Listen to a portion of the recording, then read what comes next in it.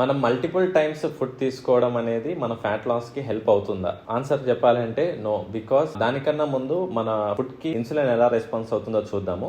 Starting మనము నిద్ర లేవగానే మనం టీ గానీ కాఫీ గానీ తీసుకుంటాం, అక్కడ ఇన్సులిన్ స్పైక్ అవుతుంది. దెన్ అది తగ్గే లోపే మళ్ళీ బ్రేక్ఫాస్ట్, దెన్ మళ్ళీ స్నాక్స్, తర్వాత లంచ్ టైంకి వచ్చేసరికి బాగా ఆకలి అవుతుంది కదా, మళ్ళీ బాగా తింటాం, దానివల్ల ఇన్సులిన్ ఇంకా బాగా స్పైక్ అవుతుంది. దాని తర్వాత ఈవినింగ్ మళ్ళీ స్నాక్స్, టీ గానీ బిస్కెట్స్ ఏదో సంథింగ్ మనం తింటాం. అది అయిపోయిన తర్వాత మళ్ళీ డిన్నర్ చేస్తాం. సో మీరు ఈ గ్రాఫ్ లో ఎక్కడైనా మీరు చూడండి, ఎక్కడైనా గ్యాప్ ఉందా? ఎక్కడ గ్యాప్ లేదు. ఎప్పుడైనా గ్యాప్ లేకపోతే బాడీలో ఉన్న ఫ్యాట్ ఎలా బర్న్ అవుతుంది? కంటిన్యూగా ఇన్సులిన్ బ్లడ్ లో ఉండడం వల్ల ఏం జరుగుతుంది అని అంటే ఫ్యాట్ ని అది స్టోరేజ్ చేయడానికి చూస్తుంది తప్పించి ఫ్యాట్ ని బర్న్ చేయదు. ఇది ఎలా అంటే మనము కంటిన్యూగా ఇన్కమ్ మనకు వస్తుంది అనుకోండి, మనం ఏం చేస్తాము, మన నీడ్స్ కంప్లీట్ అయిపోయిన తర్వాత అకౌంట్స్ లో సేవ్ చేస్తాం. ఎప్పుడైనా మనకి ఎమర్జెన్సీ టైం వచ్చినప్పుడు కానీ ఇన్కమ్ ఆగిపోయినప్పుడు మాత్రం మనం సేవింగ్స్ ని తీస్తాం. అదే విధంగా మనము ఫుడ్ తీసుకున్నప్పుడు ఇన్సులిన్ స్పైక్ అవుతే బాడీ ఖచ్చితంగా స్టోర్ చేయడానికి ట్రై చేస్తుందే తప్పించి ఫ్యాట్ బర్న్ చేయడంలో యూస్ కాదు. అందుకని అట్లీస్ట్ మనము వారానికి ఒకసారి ఫాస్ట్ చేయడం గానీ, మల్టిపుల్ టైమ్స్ తినకుండా